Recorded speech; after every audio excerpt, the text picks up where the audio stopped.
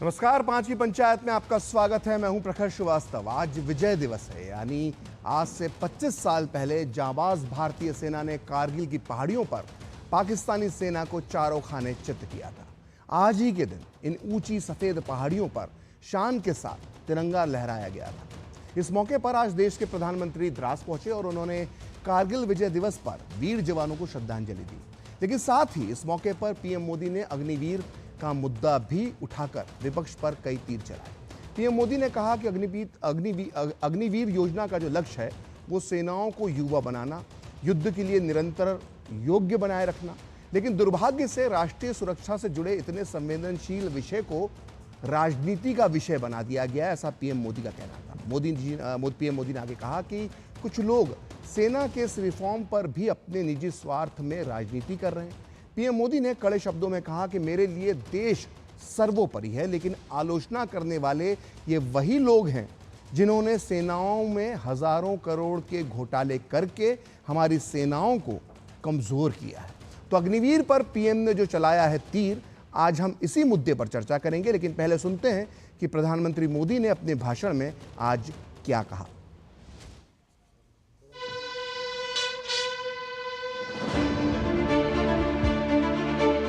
मुझे याद है कि इस तरह हमारी सेनाओं ने इतनी ऊंचाई पर इतने कठिन युद्ध ऑपरेशन को अंजाम दिया था। मैं देश को विजय दिलाने वाले ऐसे सभी शूरवीरों को आदरपूर्वक प्रणाम करता हूं। सेना द्वारा किए गए जरूरी रिफॉर्म्स का एक उदाहरण अग्निपथ स्कीम भी है। दशकों तक संसद से लेकर अनेक कमेटी तक में सेनाओं को युवा बनाने पर चर्चाएं होती रही है। भारत के सैनिकों की औसत आयु, एवरेज एज, ग्लोबल एवरेज से ज्यादा होना, ये हम सबकी चिंता बढ़ाता रहा है। इसलिए ये विषय बरसों तक अनेक कमिटियों में भी उठा, लेकिन देश की सुरक्षा से जुड़ी इस चुनौती के समाधान की पहले इच्छा शक्ति नहीं दिखाई गई। अग्निपथ का लक्ष्य सेनाओं को युवा बनाना है। अग्निपथ का लक्ष्य सेनाओं को युद्ध के लिए निरंतर योग्य बनाए रखना है। दुर्भाग्य से राष्ट्रीय सुरक्षा से जुड़े इतने संवेदनशील विषय को कुछ लोगों ने राजनीति का विषय बना दिया है। कुछ लोग सेना के इस रिफॉर्म पर भी अपने व्यक्तिगत स्वार्थ में झूठ की राजनीति कर रहे हैं। ये वही लोग हैं जिन्होंने सेनाओं में हजारों करोड़ के घोटाले करके हमारी सेनाओं को कमजोर किया। ये वही लोग हैं जो चाहते थे कि एयरफोर्स को कभी आधुनिक फाइटर जेट न मिल पाए।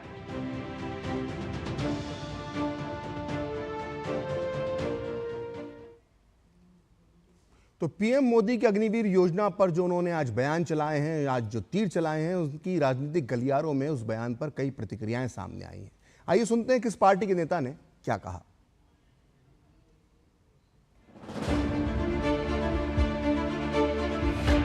6 महीने की ट्रेनिंग के बाद इन अग्निवीर को सीमा पर खड़ा करना चीन और पाकिस्तान के सामने निर्दयता है, क्रूरता है और प्रधानमंत्री जी उसके दोषी होंगे। फिर 4 साल बाद रिटायर होने के बाद उनके जीवन का कोई यापन का साधन नहीं, पेंशन नहीं, सब कुछ साबित हो चुका है। कितने बच्चों का मनोबल ये विपक्ष तोड़ रहा है, जहां पर आज बच्चे सेवा करने, देश के लिए कुछ करना चाह रहे हैं। जैसे इजराइल की फोर्स है, हर बच्चा वहां पे, या चाइना की फोर्स है कि हर बच्चा देश आर्मी के लिए ट्रेंड रहता है, एक आर्म्स को चलाने की ताकत रखता है और आर्म्स की कभी भी देश में कभी विपत्ति आए तो आर्म्स उठा सके। ये वो सोच के साथ देश को मजबूत करना है। देश की जनता ने ऑलरेडी बता दिया कि अग्निपथ स्कीम क्या है और किस तरह से उनकी 60 से ज़्यादा सीटें घटी, 400 पार की बात करते थे। अभी भी अगर प्रधानमंत्री करेक्टिव मेजर्स लेने को तैयार नहीं है तो भगवान मालिक है उनका। अग्निवीर जिस तरह से तैयारी करके भर्ती होकर के देश की सेवा करने के लिए जाते हैं और सादत पर रह करके भी वो अपना ड्यूटी करने को तैयार रहते हैं, लेकिन इस पर भी वो राजनीति करते हैं। अग्निवीर को अब जो पहले फौज की भर्ती चलती थी वैसे ही होनी चाहिए। उनकी आस उम्मीद खत्म हो जाती है, ना पेंशन मिलनी है, ना कोई लंबा जॉब मिली, 4 साल उसके वहां चले गए, उसके बाद वो क्या करेगा लाइफ में? क्या 20 लाख से सारी जिंदगी जी पाएगा वो? तो प्रधानमंत्री जी तथ्यों से दूर की बात कर रहे हैं। सेना में भर्ती जो होती है वो तो होगी, उसको कोई रोका थोड़ी गया है, पर अग्निपथ योजना हमारे नौजवान ज़्यादा से ज़्यादा देश के प्रति समर्पण की भावना पैदा हो, देशभक्ति की भावना पैदा हो, उनको रोजगार भी मिले और उनको भविष्य में नौकरी भी मिले। तो इसके लिए विपक्ष जो लगातार विरोध कर रहा है वो मुझे लगता है कि वो शायद योजना को समझ नहीं पा रहा है या देश के प्रति उनका जो लगाव होना चाहिए वो नहीं है। अग्निवीर की जो व्यवस्था की है, जिसमें है कि 4 साल के लिए सेना में रहेगा, उसके बाद घर पे जाकर क्या करेगा? पकौड़ा बेचेगा। इससे ज़्यादा अपमान सेना का नहीं हो सकता है। बेरोजगारों के युवा लोगों के फायदे के लिए ये योजना शुरू की है। मतलब कुछ साल अगर ये नौकरी करते हैं तो मतलब उनको और भी मौका मिलेगा। तो इसीलिए अग्निवीर योजना पर विपक्षी दलों ने राजनीति करना छोड़ देना चाहिए। युवाओं को भड़काने का काम उन्होंने नहीं करना चाहिए।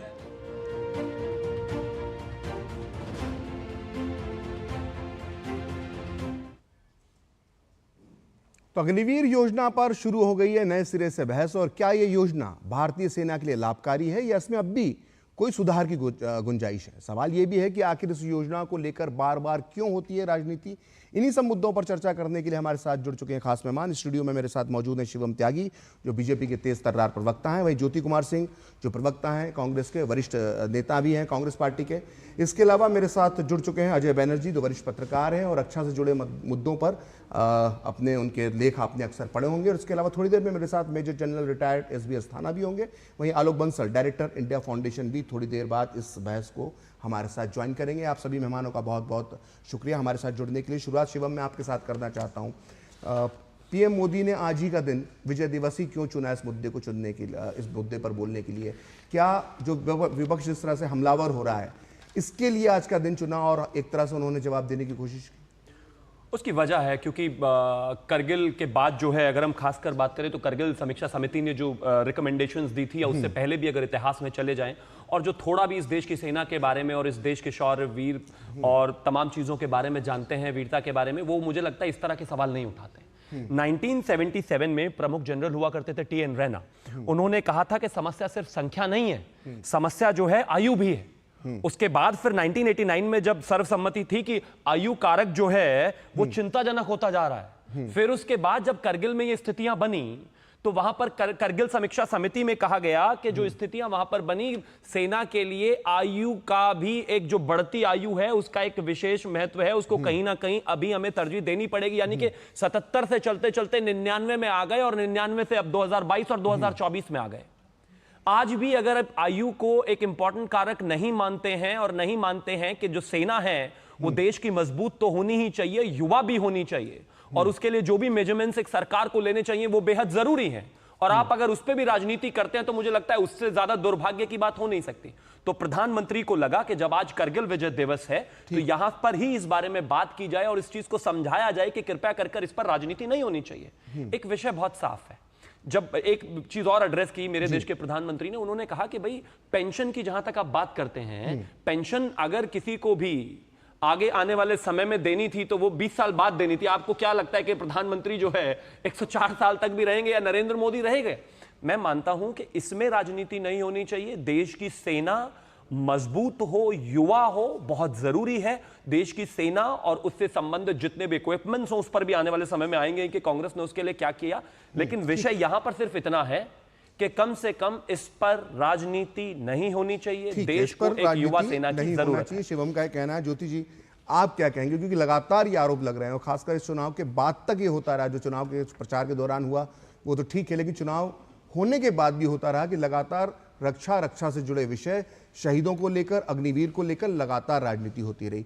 क्या हम सब मिलकर यह तय नहीं कर सकते कि नहीं, कम से कम इन मुद्दों पर तो कम से कम राजनीति नहीं होना चाहिए? ज्योति जी, देखिए, ताकत वतन की उनसे है, हिम्मत वतन की उनसे है, इज्जत वतन की उनसे है जी। और इन सारे सेना के वीर जो कारगिल में शहीद हुए उनको नमन करते हुए, श्रद्धांजलि देते हुए आपकी बात का जवाब देता हूँ जी। आप जब राजनीति की बात करते हैं जी, तो आपको ये कहने की क्या क्या जरूरत पड़ जाती है कि कौन किसने क्या कहा और उनके जमाने में क्या हुआ, जब आप प्रधानमंत्री हैं। और कारगिल उस समय जब जनरल MM नरवाने जो उस समय के सेना प्रमुख रहे, वो बताते हैं कि ये एक आश्चर्यजनक बात थी हम लोगों के लिए कि जो योजना जो आई थी वो हम लोग के लिए एक आश्चर्यजनक बात थी।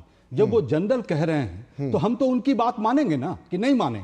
आप एक तरफ कहते हैं कि सैनिकों का सम्मान करें, सैनिकों की बात पर कोई विवाद नहीं करें, उनकी बात को आप सहमति इज्जत से उनका सम्मान करते हुए उनको लें आप। तो वो जो बात कहे उन्हीं के बात रेफरेंस से तो हम ये बात कह रहे हैं कि ये जो अग्निवीर था, और इन इलेक्शन में भी, पूरे इलेक्शन में भी आप देखें, इलेक्शन के बाद भी जो शहीद हो गए उनके माता पिता लोग भी बताते, उनका भी रिएक्शन आता रहा। प्रधानमंत्री तो पार्लियामेंट में भी, और जो रक्षा मंत्री हैं वो भी पार्लियामेंट में बहुत से सारी बातों को कहा।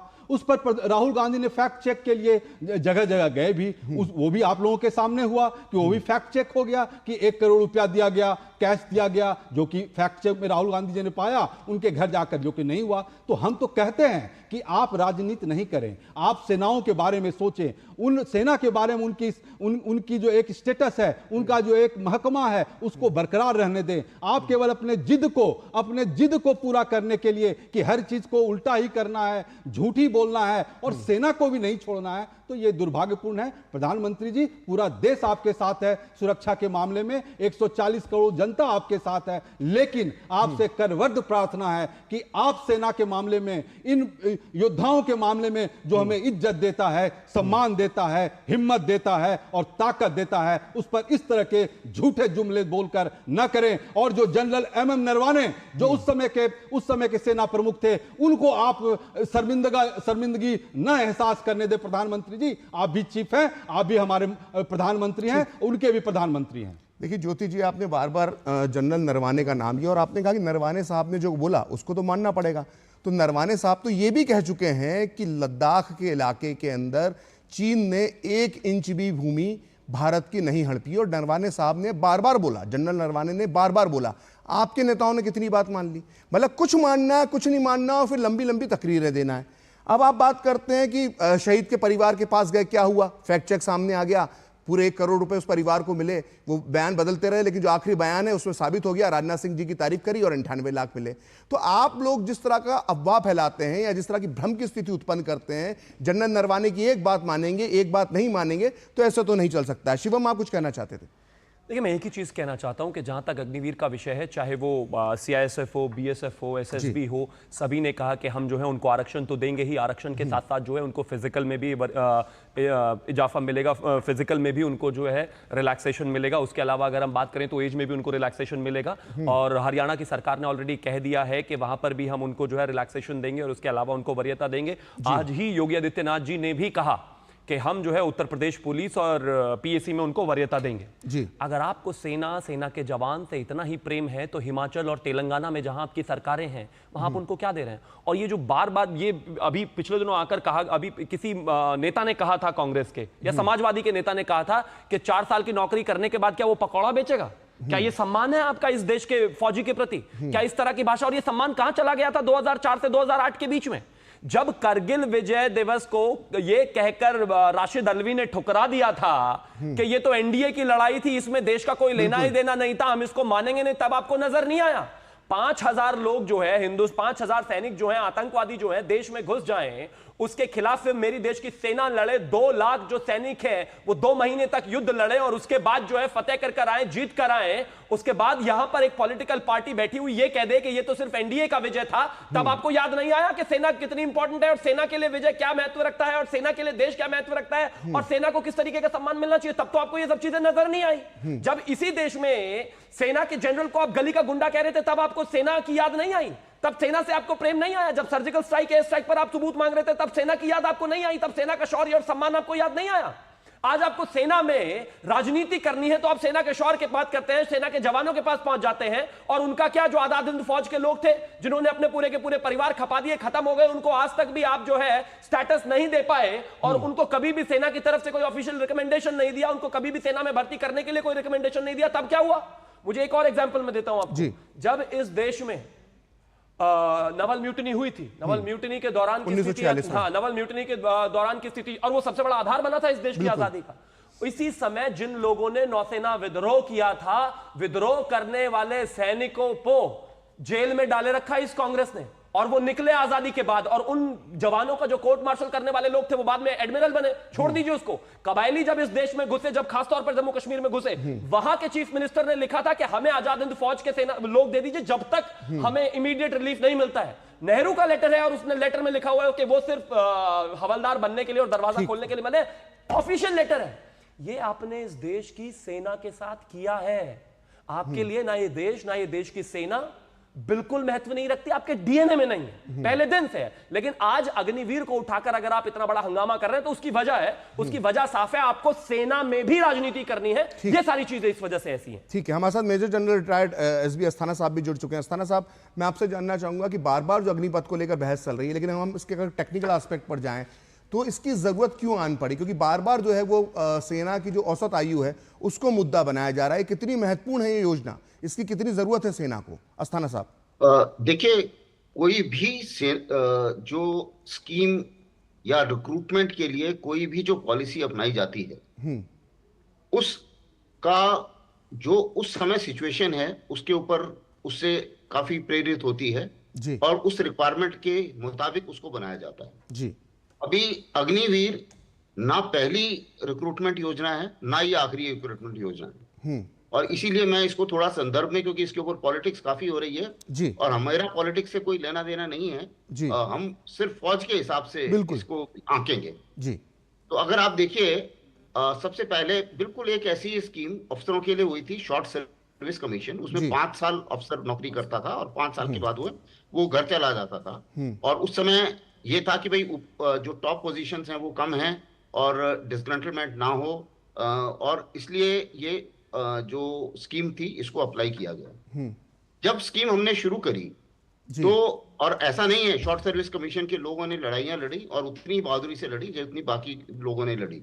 उससे पहले इमरजेंसी कमीशन हुआ, उन्होंने भी लड़ाइयां लड़ी, बहुत बहादुरी से लड़ी, और उसके बाद में उनको एब्जॉर्ब किया गया। अब जब शॉर्ट सर्विस कमीशन जैसे जैसे स्कीम आगे बढ़ी जी, तो एक्सपीरियंस गेन हुआ, क्योंकि पहले रिटेंशन परसेंटेज बहुत कम थी जी। उसके बाद में उस रिटेंशन परसेंटेज को बढ़ाया गया जी। जैसे उसको बढ़ाया गया। अब उनको 5 साल के बाद में उनका भी कोई एक्स सर्विसमैन स्टेटस वगैरह नहीं था, कोई पेंशन नहीं थी, इस किस्म का कोई ग्रेचुइटी नहीं थी, ये सब उस समय भी लागू था जी। अब बाद में जब ये हुआ तो अब क्या है कि वही स्कीम फिर 5 साल से बढ़ के 10 साल पे हो गई, कि जब आप अगर रिटेन हो जाते हैं तो 10 साल पे चले जाएंगे आप, और फिर उसमें रिटेंशन परसेंटेज बढ़ा दी गई। तो उससे क्या हुआ, अफसरों की कमी बराबर हो गई और स्कीम भी उभर के आ गई, और उस स्कीम के ऊपर कोई पॉलिटिक्स भी नहीं होती, ना ही कोई बात करता है जी। वही चीज अभी अग्निवीर के लिए है। जब भी एक स्कीम बनती है तो कुछ समय तक उसको परखा जाना चाहिए, और परखने के बाद ही हम ये फैसला कर पाएंगे कि ये स्कीम में कितनी अच्छाइयां थी और कितनी चीजें हैं जहां संशोधन की जरूरत है जी। अभी इस स्कीम के जो लॉजिक है, जो आपने मेरे से टेक्निकल पॉइंट पूछे, 2-3 चीजें थी। सबसे पहली बात यह है कि रिटेंशन जो हम ये टर्नओवर का एक इसमें प्रोविजन है कि भाई कुछ लोग रहेंगे और कुछ समय के बाद 4 साल के बाद वो चले जाएंगे और एज उसकी जरा कम कर दी जाए, 17.5 साल में उसको भर्ती किया जाए। तो उससे क्या है कि जो औसत एज है जवान की वो कम होनी चाहिए। उसका लॉजिक ये था कि अगर आप देखें अभी हाई ऑल्टीट्यूड में लाइन ऑफ एक्चुअल कंट्रोल के ऊपर डिप्लॉयमेंट काफी बढ़ गई है। कारगिल में पहले हम डिप्लॉय नहीं होते थे, अब कारगिल में डिप्लॉय होना शुरू हो गए। तो इन सब चीजों को, दोनों चीजों को आप अगर इनको मिलाएंगे और बाकी चीजों को आंकेंगे तो जाहिर है कि हाई ऑल्टीट्यूड में जब ये डिजीजेस की बात आती है तो यंगर, जो थोड़ा सा यंग पॉपुलेशन होती है, आपको भी पता होगा कि यंग आदमी का बीपी ज्यादा कंट्रोल में रहता है, ओल्ड आदमी का थोड़ा सा वो होता है। तो इस चीज को मद्देनजर रखते हुए एक यंगर वाली बात थी। दूसरी बात ये थी कि जो हमारी पुरानी स्कीम है उसमें ये प्रोविजन नहीं है कि अगर आपका कोई आदमी, मान लो आपने भर्ती कर लिया, भर्ती करने के बाद पता चला कि यार वो इतना अच्छा नहीं है, उसको निकालने का कोई प्रोविजन नहीं है। या तो आप डिसिप्लिन पे निकालिए उसको, या एक इनएफिशिएंसी पे निकालिए, उसके ऊपर भी फिर वो कोर्ट में भी जाएगा उसके बाद जी। इस स्कीम में क्या है कि 25% आदमी आप जो मतलब 25% आप रिटेन कर रहे हैं, तो आप बेस्ट रिटेन कर रहे हैं। और उसके बाद में जो बाकी के लोग हैं उनके लिए आपने प्रावधान बनाए हैं कि भाई और ये 17.5 साल की उम्र का लॉजिक ये था कि 4 साल के अंदर 21.5 साल में उस आदमी ने 4 साल एक्सपीरियंस गेन किया, थोड़ी पढ़ाई करी, कुछ उसको पैसा मिला और वो फिर भी लेट नहीं हुआ इंडिया के किसी भी कंपटीशन में घुसने के लिए। ये उसका लॉजिक था। अब इसमें संशोधन की क्या क्या जरूरत है। अब प्रॉब्लम ये आ रही है, जैसे जैसे हम आगे बढ़ रहे हैं तो हमें ये नजर आ रहा है कि भाई हमें एक्सपीरियंस की ज्यादा जरूरत पड़ेगी। और अब आज नहीं, लेकिन 8 साल के बाद में अगर ये स्कीम में संशोधन नहीं होता तो एक्सपीरियंस जो है वो हमें वो कम हो जाएगा, क्योंकि जो रिटेन हुए 25% वो बन जाएंगे एमसीओज। अब किस आदमी ने, जिसने मिसाइल चलानी है, टैंक चलाना है, टैंक उड़ाना है, गोलियां चलानी है, वो आदमी जो है वो इतने एक्सपीरियंस नहीं होंगे।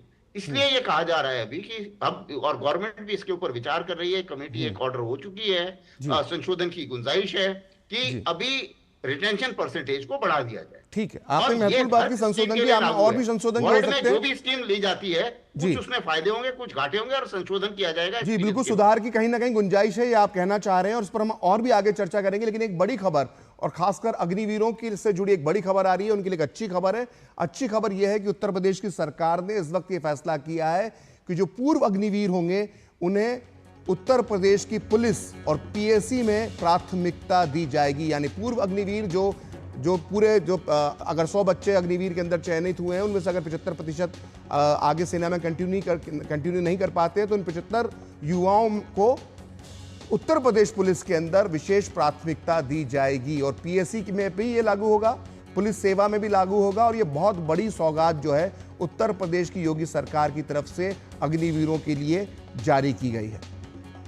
तो इस वक्त की बड़ी खबर है, और हम लोग यही डिस्कस कर रहे थे कि, और ये चर्चा का विषय भी बनता है, बार बार इसे लेकर बात भी होती है कि अगर जो लोग अग्निवीर में आगे सेना में कंटिन्यू नहीं कर पाएंगे उनके भविष्य का क्या होगा। तो हम लगातार देख रहे हैं कि जो राज्य सरकारें हैं वो अपनी पुलिस डिपार्टमेंट में और जो सुरक्षा बल हैं उसके अंदर अग्निवीरों को प्राथमिकता देने की बात कर रही है। इसके पहले मध्य प्रदेश की सरकार ने भी यही घोषणा की थी, राजस्थान में भी घोषणा हो चुकी है, और अब उत्तर प्रदेश में भी हो चुकी है। इसके अलावा अन्य जो विशेष सुरक्षा बल हैं, जो अलग अलग सुरक्षा बल हैं, उसमें भी अग्निवीरों को तरजीह देने की बात लगातार की जा रही है।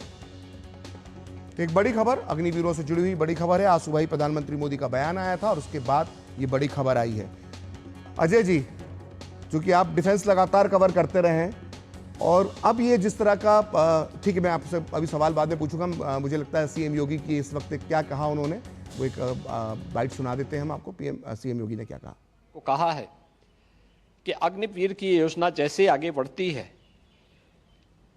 और जब ये अपनी सेवा के बाद वापस आएंगे तो हम उत्तर प्रदेश पुलिस सेवा में, पीएसी में इन नौजवानों को प्राथमिकता के आधार पर समायोजन की एक सुविधा देंगे, वेटेज देंगे। उनके लिए एक निश्चित आरक्षण की सुविधा हम अपनी सेना, अपनी पुलिस में उपलब्ध करवाएंगे। एक ट्रेन मैन पावर हमें मिलेगा, अनुशासित युवा हमें मिलेगा, और इसका लाभ राज्य लेने के लिए पूरी तरह हम लोग प्रतिबद्ध होंगे कि उन ट्रेंड युवाओं को हम आगे बढ़ा सकें। तो विजय दिवस पर अग्निवीरों के लिए एक सौगात दी गई है। अब उत्तर प्रदेश पुलिस के अंदर अग्निवीरों को विशेष प्राथमिकता दी जाएगी। हम चर्चा इसी विषय पे कर रहे हैं और अभी एक ब्रेक लेना होगा। ब्रेक के बाद मैं अजय बनर्जी से जानना चाहूंगा कि इस योजना में क्या सुधार के सुझाव दिए जा सकते हैं और बात यह भी होगी कि इस योजना पर आखिरकार बार बार राजनीति क्यों होती है। लेकिन पहले लेते हैं एक छोटा सा ब्रेक।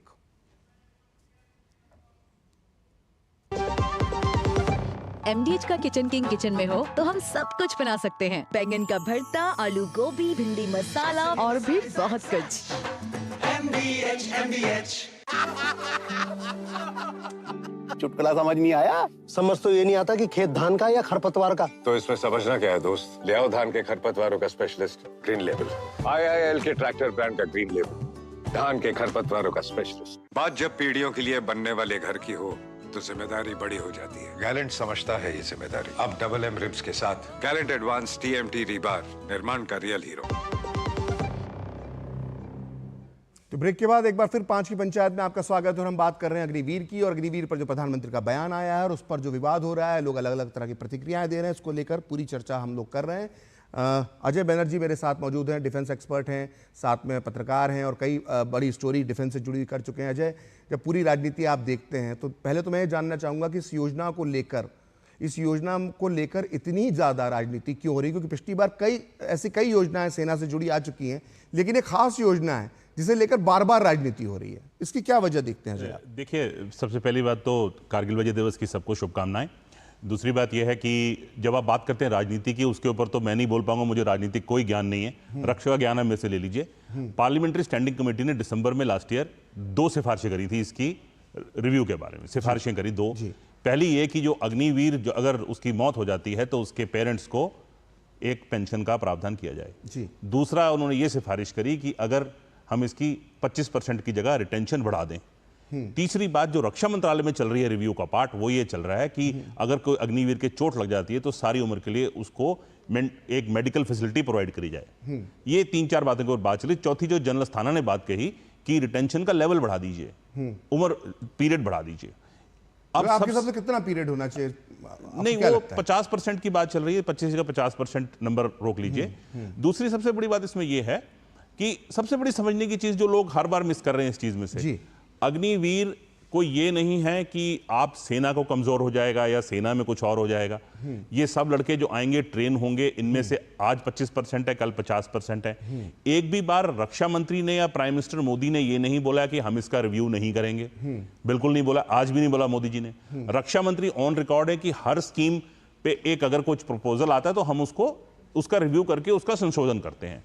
ठीक है, तो ये 4 बातें जो मैंने आपको बताई हैं, ये 4 बातें कि जो कि मेरे को पार्लियामेंट्री स्टैंडिंग कमेटी की रिपोर्ट जब मैंने पढ़ी तो उसमें लॉजिक भी है कि अगर कोई अग्निवीर चला जाता है, उसकी मृत्यु हो जाती है, तो उसके पेरेंट्स को कुछ दिया जाए और मेडिकल फैसिलिटी दी जाए और तीसरा उसके नंबर बढ़ाया जाए। तो ये 3-4 बातें हैं जो रिव्यू का पार्ट है प्रखर, जो कि हो जाए तो मेरे हिसाब से स्कीम में संशोधन हो जाएगा। और संशोधन होने पे वाजिब भी है और होना भी चाहिए। और उस पर चर्चा भी चल रही है। हाँ जी, बिल्कुल, रक्षा मंत्रालय में इस टाइम चर्चा चल रही है। अब ज्योति कुमार सिंह जी, आपने मेजर जनरल रिटायर्ड अस्थाना साहब की बातचीत सुन ली। उन्होंने पूरी इसकी जो बताया कि इससे क्या क्या लाभ मिल सकते हैं और उसकी जरूरत क्या थी। साथ में उन्होंने संशोधन की भी बात की, अनुभव की भी बात की। आपने अजय की भी बातचीत सुन ली, उन्होंने भी इस योजना के लाभ बताए, संशोधन की भी बात की। और संशोधन पर सरकार बातचीत करने को तैयार है, फिर इतना हंगामा क्यों, फिर इतनी सियासत क्यों? देखिए, सियासत तो नरेंद्र मोदी जी हर कदम पर, सेकंड पर, हर चीज खाने से लेकर, पीने से लेकर, माता जी को पैर छूने, प्रणाम करने से लेकर सारे चीजों पर करते हैं। नहीं, जब आप देखिए इतनी अच्छी बहस चल रही है। नहीं, ज्योति जी, प्रधानमंत्री हैं, वरिष्ठ आदमी, हर एक्शन व्यक्तिगत नहीं हो सकता। नहीं, माफ कीजिए, उनका कोई एक्शन व्यक्तिगत नहीं हो सकता। अगर वो देश के प्रधानमंत्री, जो महिला इस दुनिया में नहीं है, कृपया शोभा नहीं देता आपको। आप वरिष्ठ राजनीतिज्ञ हैं, आप सिर्फ प्रवक्ता नहीं है, आप झारखंड कांग्रेस के एक बड़े नेता हैं। मैं आपके बारे में सब कुछ जानता हूं। आपके मुंह से सब बातें शोभा नहीं देती। आप वैचारिक विरोध कीजिए, कोई रोक टोक नहीं है, लेकिन भाषा की मर्यादा और कुछ चीजों का आप थोड़ा सा ध्यान रखें। अगर आपको इस बात का लगता है कि अगर उनकी माता जी का नाम है तो मैं वापस करता हूं इस बात को। लेकिन इस बात को कहने से मैं नहीं रुकूंगा कि प्रधानमंत्री जी हर चीज को, हर कदम पर, हर एक्शन को राजनीतिक करते हैं। अब एक बात बताइए, जैसे कि भारतीय जनता पार्टी के प्रवक्ता शुभम जी बता रहे थे कि इन्होंने आज़ादी की बात कर रहे थे, फ्रीडम लड़ाई की बात कर रहे थे। आप बताएं क्विट इंडिया मूवमेंट में क्या कर रहे थे आप लोग? क्या कर रहे थे आप लोग? मैं बता दूं, अंग्रेजों के सेनाओं में भर्ती करवा रहे थे आप इंडियन भारतीयों को। आप ये अगर आपको ये जानने की इच्छा है शिवम, अगर शिवम मुझे अनुमति दे तो मैं बता देता हूं कि 1942 के आंदोलन में कौन क्या कर रहा था। अब आप मुझे मौका दिया, आप अपना नहीं, आप 1942 तक पहुंच गए। अगर आप मुझे अनुमति दे तो मैं इसके बाद बता दूंगा कौन क्या कर रहा था। चलिए आप बात कंप्लीट कर लीजिए, उसके बाद मैं बता दूंगा 1942 के आंदोलन में कौन क्या कर रहा था। मैं आरएसएस की भूमिका की बात कर रहा हूं कि जब 1942 का आंदोलन होता है तो आरएसएस की बात क्यों करते हैं? आप कम्युनिस्ट पार्टी कहां थी उस आंदोलन के अंदर? डॉक्टर अंबेडकर ने उस आंदोलन में हिस्सा नहीं लिया था। सवाल सिर्फ आरएसएस से क्यों है? सवाल सिर्फ आरएसएस से क्यों, ये बता दीजिए मुझे। पार्टी फ्रीडम मूवमेंट, देखिए नरवाने साहब की आपने बात की, नरवाने साहब की जब आपने बात की तो देखिए नहीं, ज्योति जी गलत, ज्योति जी गलत, ना गलत बात। नरवाने जी के एक बयान को मानेंगे, दूसरे बयान को नहीं मानेंगे। 1942 के लोग और कांग्रेस पार्टी फ्रीडम मूवमेंट अच्छा गप-गप कड़वा थूथू, अच्छा गप-गप कड़वा थूथू। नेहरू जी नहीं थे, मतलब ये लोग कोई नहीं थे, मतलब सरदार पटेल नहीं थे, ये लोग कोई नहीं थे और आरएसएस के लोग थे। नहीं 1942 के आंदोलन में 1942 के आंदोलन में अगर सुनिए ना, नहीं मुद्दे पर आप आ जाइए। ठीक है, अच्छा हुआ आपने मुद्दा छोड़ दिया। अब ये मत बोलिए कि कांग्रेस पार्टी उस कहीं फ्रीडम मूवमेंट में थी ही नहीं, बड़ा लोग हंसेंगे, ऐसे मत कीजिए। अब दूसरे बात सुन लीजिए आप, कांग्रेस पार्टी इस देश में 2024 के इलेक्शन में एक विपक्ष की पार्टी, गठबंधन का नाम इंडिया गठबंधन, जो एक प्रमुख विपक्ष की भूमिका पार्लियामेंट में निभा रही है। बिल्कुल।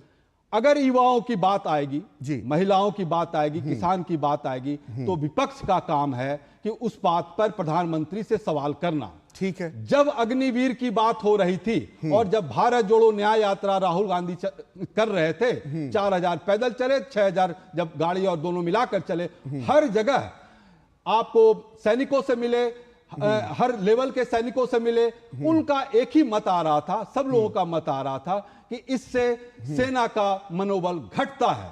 वो इसलिए घटता है कि जो सेना इतना मेहनत करके जो वो कर रहे हैं और जो इनको 4 साल में जिनका जो प्रधानमंत्री 75% और 25% सेवानिवृत्त और जिनको रखना था, जो फिर बाद में इन्होंने पलट भी दिया है, तो उसको कांग्रेस पार्टी क्या बोलती है? यही तो बोलती है ना कि आप मुझे बताएं कि 4 साल के बाद वो युवा क्या करेंगे, क्योंकि उनका जो एज है वो 17.5 साल से 21 साल का उम्र का बात है। तो 21 साल में जब वो सेवानिवृत्त हो जाएंगे तो वो क्या करेंगे? क्योंकि आप उनको कोई ग्रेचुटी नहीं दे रहे हैं, कोई फैमिली पेंशन नहीं दे रहे हैं, कोई लिबरलाइज फैमिली पेंशन नहीं देंगे।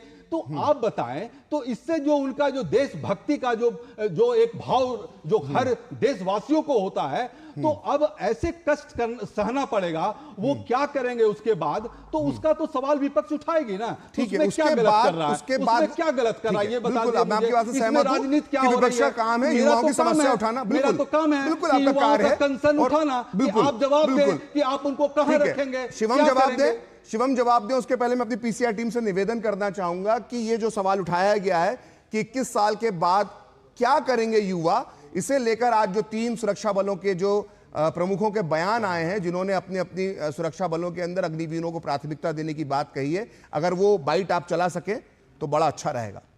PCR team.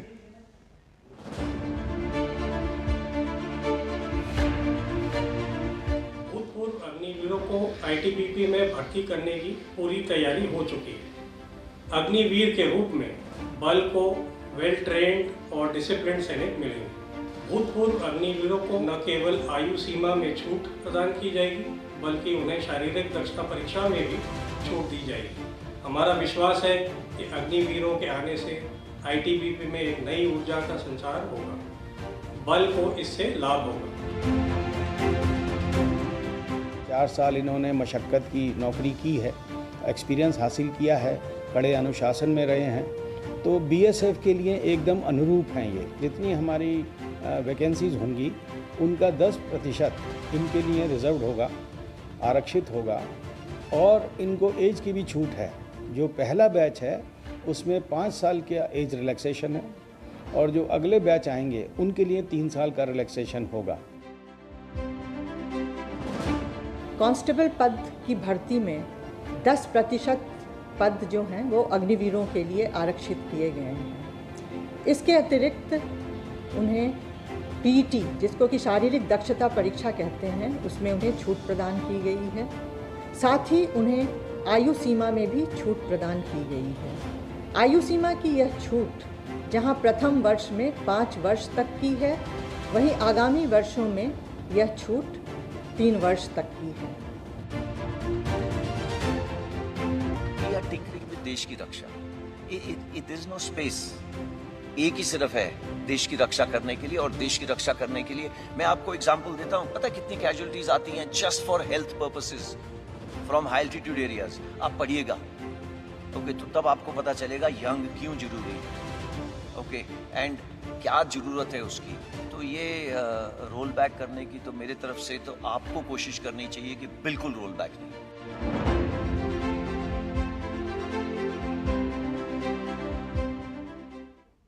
तो सुन लिया Jyoti Kumar ji, ITBP, BSF, CISF तीनों के प्रमुख लोगों ने ये कहा है कि प्राथमिकता दी जाएगी। अब मैं शिवम को मौका दूंगा। शिवम, ज्योति जी ये कहना चाहते हैं कि अगर वो विपक्ष जो है वो अगर युवाओं की आवाज उठाता है, चाहे वो रोजगार से संबंधित मामला हो या अग्निवीर योजना को लेकर कोई संशोधन है, कुछ सुधार की आवश्यकता है, या वो खत्म करने की बात करता है, तो उसका अधिकार है। युवाओं की आवाज उठाना तो उसका अधिकार है, इसमें क्या समस्या होना चाहिए आपको? कोई नहीं, कोई समस्या है ही नहीं।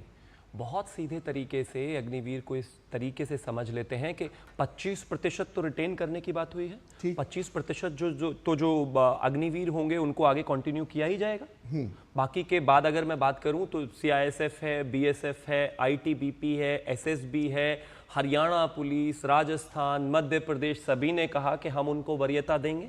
आरक्षण के साथ साथ उनकी एज से लेकर फिजिकल में भी उनको छूट देंगे। मैं दावे के साथ कहता हूं कि अब से 4 साल बाद जब पहला बैच आएगा मैच्योरिटी की तरफ, तो आप देखिएगा कि जो अग्निवीर होंगे उनको उस लेवल का प्रेफरेंशियल ट्रीटमेंट होगा और वो उतनी जगह जाएंगे कि हमारे देश में आने वाले समय में अगर किसी राज्य का पुलिस वाला भी होगा, वो भी सुपर स्किल्ड होगा।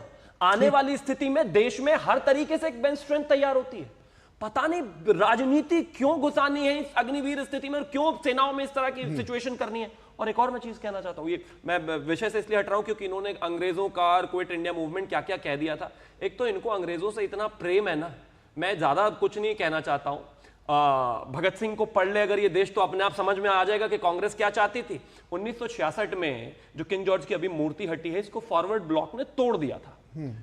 तोड़ने के बाद 56 साल इनको यह समझ में नहीं आया कि वहां पर जो है नेताजी की मूर्ति लगनी चाहिए। और ये हमें बता रहे हैं कि ये कितना प्रेमी थे। और छोड़ दीजिए इस बात को, सेना से इतना प्रेम है इनको कि नेहरू जी की मृत्यु के बाद तुरंत नेहरू मेमोरियल तो बनेगा, लेकिन देश के लाखों सेना के जो है वीर चले जाएंगे तो उनके लिए वॉर मेमोरियल नहीं बनाएंगे ये लोग। कमाल की बात हो गई। और सेना से इनको बहुत प्रेम है।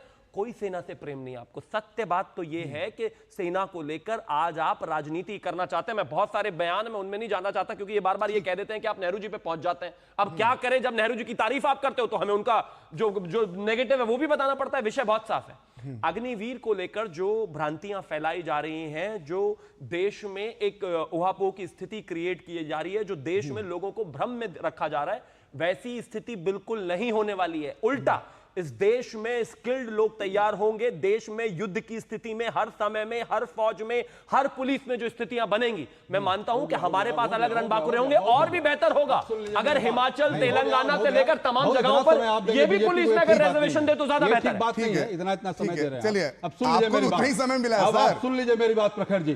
बोलिए। ये भारतीय जनता पार्टी आरएसएस संघ के लोग जो माफीनामा मांगते थे जेल से बाहर आने के लिए, और ये बात करते हैं कांग्रेस पार्टी से शर्म आनी चाहिए। और आप नेहरू की बात करते हैं। आप भारतीय जनता पार्टी और आप में इतने दूर तक पहुंच गए कि आप नेहरू के बात करेंगे और महात्मा गांधी के बारे में बात करेंगे। शर्म आनी चाहिए आप लोगों को। और आप कहते हैं कि मेमोरियल भगवान तो आपके प्रधानमंत्री नरेंद्र मोदी, प्रधानमंत्री हैं। वो बोलते हैं कि मैं नॉन बायोलॉजिकल प्रधानमंत्री हैं। ये बताइए किसको गाली दे रहे हैं? मत बनाइए। बायोलॉजिकल भगवान मत प्रधानमंत्री बनाइए, उनसे बोलकर बात होगी उनके बारे में। प्रधानमंत्री किसको और गाली उनके दे रहे हैं? निर्णयों ये पर बताइए, खूब कटुता से बताइए वो भी होगा। अपने बायोलॉजिकल प्रधानमंत्री बताने का कहकर लाभ नहीं है। प्रधानमंत्री किसको गाली देते हैं? इस बात को बताइए। आप कहते हैं पुलवामा का घटना हो जाता है और आपकी क्या बताइए, आईबी क्या करती है? आपके प्रधानमंत्री तो उस समय प्रधानमंत्री थे, बसों में उड़ जाते हैं, बम से फुट जाते हैं, और आप कहते हैं कि सेना का कांग्रेस के समय तो शांति काल था, कांग्रेस के समय तो कोई हमले ही नहीं हुए, कांग्रेस के समय 26/11 भी नहीं हुआ। जब हम आजादी की लड़ाई लड़ रहे थे, जब हम आजादी की लड़ाई लड़ रहे थे, आप अंग्रेज से माफीनामा देकर आप जेल से बाहर निकलना चाहते थे और हम लड़कर जेल में रहना चाहते थे। आप नेहरू की बात करते हैं, नेहरू कितने साल तक जेल में रहे, कितनी किताबें लिखे, और आप उनकी बात करते हैं, उनकी बात करते हैं। कितने आप प्रधानमंत्री से नरेंद्र मोदी से आप उनका कंपटीशन करते हैं। बताइए कितनी किताब लिख लिया, शिवम जी बता दीजिए, क्या कर लिया बता दिया, कौन सी जेल में रह लिए, वो कौन सी मूवमेंट में रह लिए, आप उसकी बात बताइए। आप कंपेयर करते हैं उनसे, आप बात करते हैं। ठीक है, अब बोल दिए बात बोलने लिए। जब आप इस तरह की बात करते हैं कि कांग्रेस पार्टी फ्रीडम मूवमेंट में नहीं थी, इतना बड़ा किसने कहा फ्रीडम मूवमेंट में नहीं थी? कौन कह रहा है फ्रीडम मूवमेंट में? कांग्रेस जो मंच था, उस मंच पर सारे लोग थे और सब लोग फ्रीडम मूवमेंट में थे। शिवम जी बोलिए, शिवम जी, शिवम जी, शिवम जी, कौन आपके थे बताइए। शिवम जी, देखिए, मैं एक चीज कहना चाहता हूं कि इतनी तारतम्य वाली जेल और जहां देश को आजाद कराने का विषय हो, भगवान किसी को ना दे।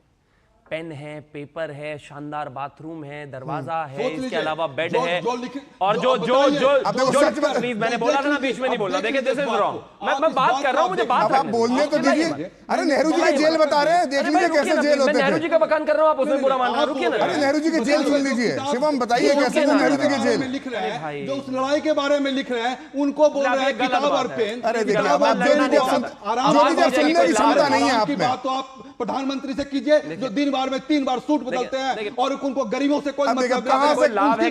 जब इच्छा होगी नेहरू पे पहुंचेंगे, जब इच्छा होगी प्रधानमंत्री पे पहुंचेंगे। एक बार तय कर लीजिए, एक बार तय कर लीजिए, एक बार तय कर लीजिए कि नेहरू जी पे बात करना है। आप उनके बारे में, आपको मोदी जी के बारे में बोलना है, आप नेहरू जी के वीर सावरकर जी के बारे में। अच्छा ठीक है, हाँ करिए, मैं कहता हूँ करिए। अच्छा चलिए, छोड़िए इस बात को छोड़ते हैं। शिवम किसी और दिन नेहरू जी के जेलों में चर्चा कर लेंगे।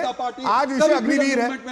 ये कांग्रेस पार्टी है जो इस देश को आजादी दिलाई, और ये जो दूरदर्शन है ना, ये भी कांग्रेस का देन है। इस बात को आप याद रख लीजिएगा। जहां बैठ के आप नेहरू की और गांधी जी की जो आप शिकायत करते हैं और कुछ अच्छा, और नरेंद्र मोदी की उनसे आप उनके साथ मैं कुछ बोल लूं, अब मैं कुछ बोल लूं, सब कुछ आपको पता है।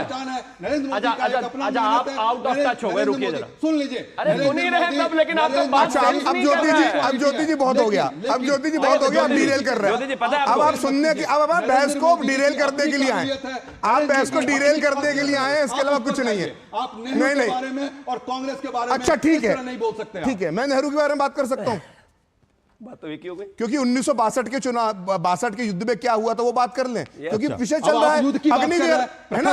तो जब 71 की बात होगी, 62 के युद्ध की बात नहीं होगी। बांग्लादेश सुनिए, अब सुन लीजिए, 1962 के युद्ध का क्या हुआ, और वो भी आप बोलिए देखिए, एक बात में अपनी बात खत्म करता हूं। इस पूरे भारत में आधुनिक युग में अगर कोई सबसे बड़ा भूदानी हुआ है तो वो पंडित जवाहरलाल नेहरू थे। मैं तो चाहता हूं कि आचार्य विनोबा भावे के भूदान आंदोलन के साथ साथ पंडित जवाहरलाल नेहरू का जो भूदान आंदोलन, जो उन्होंने चीन को 40,000 वर्ग किलोमीटर जमीन दी, उस पर भी चलाना चाहिए। ठीक है, ठीक है, मेजर जनरल एसपी अस्थाना को, ठीक है, मेजर जनरल अस्थाना मेरे साथ है, मेजर जनरल अस्थाना। अब अपना घर भी जो है तो देश के, ठीक है, घर को भी, चलिए, परम भूदानी जवाहरलाल नेहरू की बातचीत छोड़ते हैं, एक ब्रेक लेते हैं और ब्रेक के बाद हम चलेंगे मेजर जनरल अस्थाना के पास और उनसे कुछ अलग विषय जो हैं अग्निवीर से जुड़े हुए उन पर हम चर्चा करेंगे। लेते हैं एक छोटा सा ब्रेक। बढ़िया है, प्राकृतिक हल्दी, मिर्ची, धनिया नहीं, मिर्ची, धनिया, हल्दी, MDH। बात जब पीढ़ियों के लिए बनने वाले घर की हो तो जिम्मेदारी बड़ी हो जाती है। गैलेंट समझता है ये जिम्मेदारी। अब डबल M रिब्स के साथ गैलेंट एडवांस TMT रीबार, निर्माण का रियल हीरो।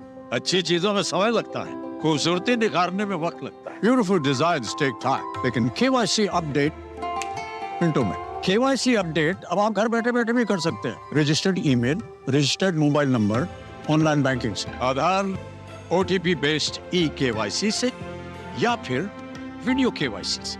यहाँ तक कि अकाउंट भी घर बैठे बैठे खोला जा सकता है। RBI कहता है, इन्हीं से सुनिए, जानकार बनिए, सतर्क रहिए।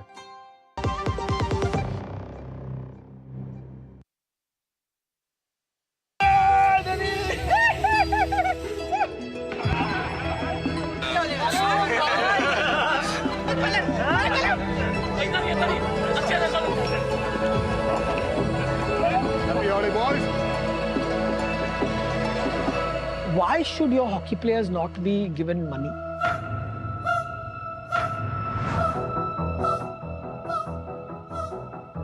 Half of the talent is drained. Being a kid, that put me into an insecurity. This was the final. This was your final. This was your ground. This was your Prime Minister. This was your Asian Games. Dhanraj, he's not mad. He's just Dhanraj. Dhanraj Pillai is like my most favorite hockey person because in any other sport, he would have been a superstar. Yeah, we want to win the tournament. हमें colour change करना है, gold लेना है। Rest of the history.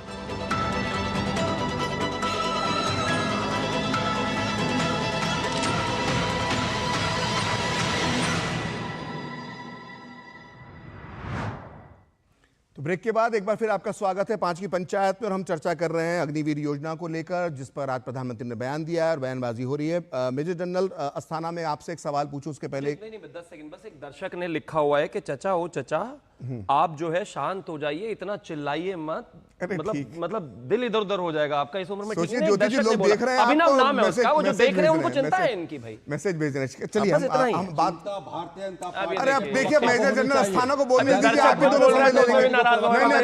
नहीं आप शिवम जी, आप भी आप जवान है भैया, आप 21 साल के हैं। नहीं ये सब, अरे शिवम जी आप गुस्सा मत होइए, ज्योति जी आप भी मत होइए, अरे बात भूलिए, आगे बढ़िए। आपके भाई होंगे, चलिए ठीक है, अरे आप नौजवान हैं, चलिए चलिए आप नौजवान हैं, चलिए ठीक है। जब पॉलिटिकल डिस्कशन में आते हो तो ये नरेंद्र मोदी की तरह बात मत करो, नरेंद्र मोदी की तरह बात मत करो। अरे ठीक है शिवम जी, आपको करना नहीं चाहिए, गलत बात, शिवम जी गलत बात, दर्शन की तरह बात करो। नहीं ठीक है ज्योति जी ठीक है, शिवम की तरफ से मैं माफी मांगता हूँ, शिवम की तरफ से मैं माफी मांगता हूँ। चलिए ठीक है, मेजर जनरल खानदान बुरा होगा। अरे ठीक है सर, अब किस तरह की भाषा बोल रहे हैं आप? प्रखर जी, अरे बोल तो दिया, माफी तो मांग ली उन्होंने, अरे माफी मांग ली ना, अरे माफी मांग ली ना। अरे दिया ज्योति जी, चलिए मेजर जनरल अस्थाना, ज्योति जी अब ठीक हो, अब नहीं, ज्योति जी आप नहीं, अब आप डिटेल नहीं करेंगे। नहीं सुना क्या लिखा इनके बारे में? चलिए ठीक है, ठीक है ना, पर है। नहीं तो मैं इंसाफ करता दिया, उनकी तरफ से माफी मांग लिया, और क्या करूं? आप क्यों मांगेंगे? अरे मांग ली ना मैंने, चलिए ठीक है। अरे समय निकल रहा है भाई साहब, नहीं ये कोई तरीका नहीं। शिवम शांत रहिए, शिवम शांत रहिए, शिवम शांत रहिए। अरे आपको ना सिर्फ एयर टाइम खाना है, ज्योति जी आपको सिर्फ एयर टाइम खाना है। चलिए बोलिए, चलिए बोलिए, फुल फ्रेम ले लीजिए, फुल फ्रेम ले लीजिए ज्योति जी को फुल फ्रेम दे लीजिए, इन्हीं को बोलने दीजिए। ऐसा क्या कर रहे हैं आप? शांत हो जाइए। मैं एक रिटायर्ड वेटरन फौजी जनरल से बात करना चाहता हूं, हम बात नहीं करते दे रहे हैं मुझे, ये सम्मान है सेना के प्रति। शिवम आप भी मत कीजिए, आप भी शांत रहिए। नहीं मेजर जनरल अस्थाना, आज की एक घटना है, शायद आपको मालूम है कि नहीं मालूम है, बड़ी दुर्भाग्यपूर्ण घटना है, और घटना यह है कि कांग्रेस के प्रवक्ताओं ने आज एक अग्निवीर की खबर को शेयर किया है। वो अग्निवीर सर्विस के दौरान था, और उस सर्विस के दौरान छुट्टी मिली, उस छुट्टी के दौरान उसने एक गिरोह बनाया और कुछ आपराधिक कृत्यों को अंजाम दिया गया, और सुबह से ट्विटर और सोशल मीडिया पर उस अग्निवीर को दिखाया जा रहा है कांग्रेस के प्रवक्ताओं द्वारा, और यह कहा जा रहा है कि अग्निवीर जो है भविष्य में जो है समाज के लिए खतरा बन सकते हैं, और करीब करीब यह आरोप राहुल गांधी ने भी लगाया था। जब आप देखते हैं कि भारतीय सैनिक के साथ इस तरह का व्यवहार होता है, क्योंकि मैं मानता हूं कि चाहे बीजेपी हो, चाहे कांग्रेस हो, चाहे पत्रकारिता हो, चाहे वो सेना हो, हर क्षेत्र में अच्छे और बुरे लोग होते हैं, कुछ अपराधी गर्म होते हैं। अगर भारतीय सेना में पहले भी ऐसे केसेस आए हैं, लेकिन अग्निवीर के नाम पर इस पूरी योजना पर तोहमत जब लगाई जाती है, उसे अपमानित किया जाता है भारतीय सेना को, तो एक पूर्व सैनिक होने के नाते आप क्या महसूस करते हैं? देखिए, जब एक आदमी कोई क्रिमिनल एक्ट करता है और छुट्टी के दौरान क्रिमिनल एक्ट करता है, चाहे वो फौजी हो, उसको लॉ ऑफ द लैंड के मुताबिक ट्रीट किया जाता है। जी। फौजी भी उसी सोसाइटी से आता है। जी। और इसी सोसाइटी में अच्छे लोग भी होते हैं और कुछ जिसे बोलते हैं ना डर्टी वुड भी थोड़ी सी कहीं ना कहीं होती है। जी।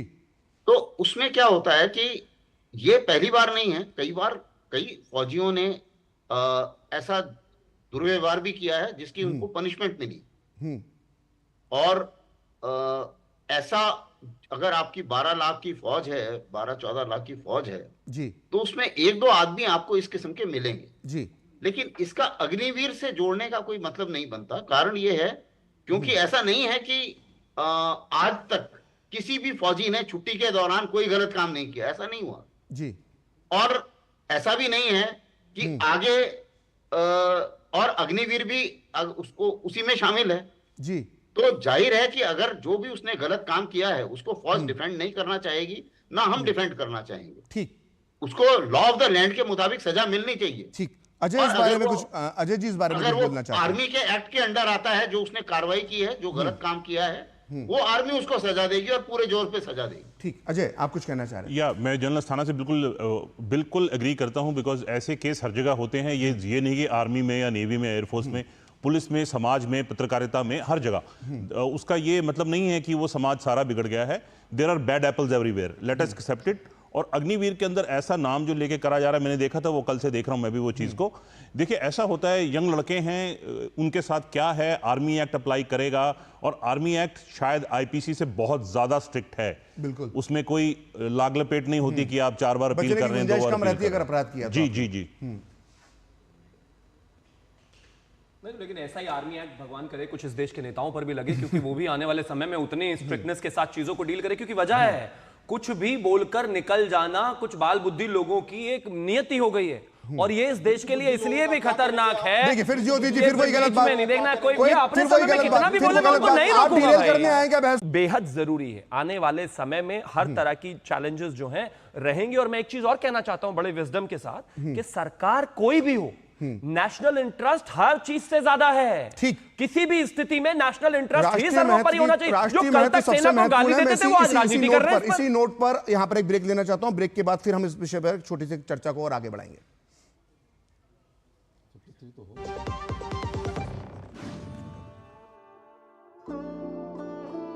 सोना सिर्फ गहना नहीं होता, कभी परंपराओं का प्रतीक, कभी पुश्तैनी पहचान, तो कभी प्यारी सी याद होती है। लाइफ में आगे बढ़ने के लिए उसी सोने से गोल्ड लोन लेने का फैसला समझदारी का होता है। मुथूट फाइनेंस ये बात समझते हैं, इसीलिए वो ईमानदारी, सच्चाई और आपके विश्वास को सबसे बढ़कर मानते हैं। दूसरा कोई करे या ना करे, मुथूट फाइनेंस ने सदियों से इस भरोसे को कायम रखा है और हमेशा रखेंगे। मुथूट फाइनेंस, सदियों का भरोसा हमेशा के लिए। इंडिया का number 1 most trusted financial services brand. तो गोल्ड लोन के लिए कॉल करें 1-800-313-1212। बात जब पीढ़ियों के लिए बनने वाले घर की हो तो जिम्मेदारी बड़ी हो जाती है। गैलेंट समझता है ये जिम्मेदारी। अब डबल एम रिब्स के साथ गैलेंट एडवांस TMT रीबार, निर्माण का रियल हीरो। तो ब्रेक के बाद एक बार फिर आपका स्वागत है। और अजय, मेरा एक संक्षेप में आप उस सवाल का जवाब दीजिएगा। मेरा सवाल ये है कि अगले 10 साल बाद अगर अग्निवीर योजना जारी रहती है, तो अगले 10 साल बाद आप भारतीय सेना में किस परिवर्तन की उम्मीद करते हैं? संक्षेप में बताइए। अग्निवीर और नॉन अग्निवीर, इसको एक बारी साइड पर रखिए। भारतीय सेना, तीनों सेनाओं के अंदर एक टेक्नोलॉजी का इन्फ्यूजन हो रहा है, और सारी दुनिया में हो रहा है, कोई ये जरूरी नहीं कि भारतीय सेना में हो रहा है। AI अंदर आ रहा है, क्वांटम टेक्नोलॉजीज अंदर आ रही हैं, न्यू टाइप्स ऑफ कंप्यूटर्स अंदर आ रहे हैं। ये इनके ऊपर बड़ी डीप रिसर्च चल रही है। अभी हमारी इंग्लैंड के साथ जो मीटिंग, UK के साथ मीटिंग हुई थी हमारे विदेश सचिव की, विदेश मंत्री की, सॉरी, तो उसमें भी ये बात हुई थी क्रिटिकल टेक्नोलॉजीज की। पिछले महीने जेक सुलिवन अमेरिका के NSA आए हुए थे, भारतीय NSA से बातचीत हुई थी, वहां भी क्रिटिकल टेक्नोलॉजीज की बात हुई थी। ये जो क्रिटिकल टेक्नोलॉजीज हैं, ये सेनाओं के आगे जो युद्ध लड़े जाएंगे वो मैन टू मैन कॉम्बैट जिसे कहते हैं कि गुत्थम गुत्थी हो रहे हैं, कोई eye to eyeball to eyeball लड़ाई होगी, वो होने की संभावना बहुत कम है। टेक्नोलॉजी का जो यूज होगा वो बहुत ज्यादा है। 10 साल के अंदर सेना अग्निवीर नॉन अग्निवीर एक बारी साइड पर रखिए, जो चेंजेस हो रहे हैं वो बहुत ज्यादा चेंजेस हो रहे हैं 10 साल के निश्चित तौर अंदर। पर जो है वो लगता है कि जो भारतीय सेना है जो अगले 10 साल और अगले 5 साल में जो उसका रूप देखने को मिलेगा, एक भारत एक ताकतवर राष्ट्र सैन्य रूप से बनकर उभरेगा। आप चारों मेहमानों का इस बहस में शामिल होने के लिए बहुत बहुत धन्यवाद। तो फिलहाल 5वीं पंचायत में इतना ही। आप देखते रहिए DD न्यूज़।